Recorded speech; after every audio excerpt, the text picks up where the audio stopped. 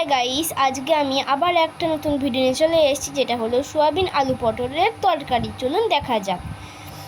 এখানে নিয়ে নিয়েছি সোয়াবিন, আলু, পটল আর আদা রসুন কাজু বাদাম পেস্ট।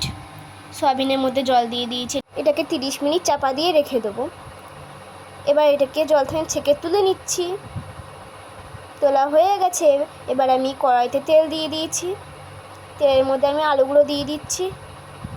আলুটা ভাজা হয়ে গেছে। এবার আমি পটলটা ভেজে নিচ্ছি।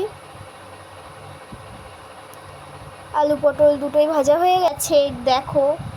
এবার আমি তেলের মধ্যে পেঁয়াজটা দিয়ে দিয়েছি।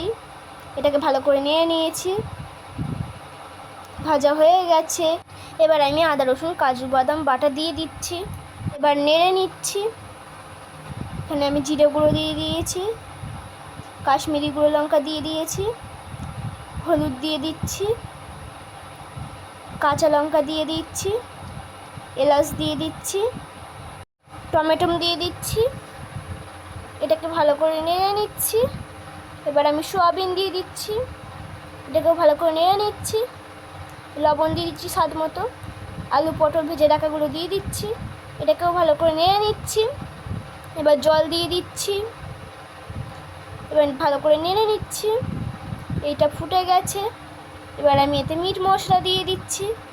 মিট মশলা দিয়ে এবার আমি এটাকে নামিয়ে নেব। নামানো হয়ে গেছে। ভালো লাগলে বাড়িতে করে দেখবেন আর লাইক কমেন্ট সাবস্ক্রাইব করে দেবেন। আবার একটা নতুন ভিডিও নিয়ে হাজির হব। বাই।